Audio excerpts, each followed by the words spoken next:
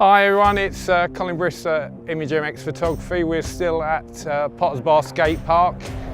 What we're doing here is a quick setup. The riders are going to come in from the right. I've got a main light here using the CITI600 just to spray the front of them. And then I've got a little Pika 200 on the floor pointed up just to kind of highlight the back of them. So it's again a bit more sandwich lighting. Bring in the grungy sky, underexposed, and see what we can get.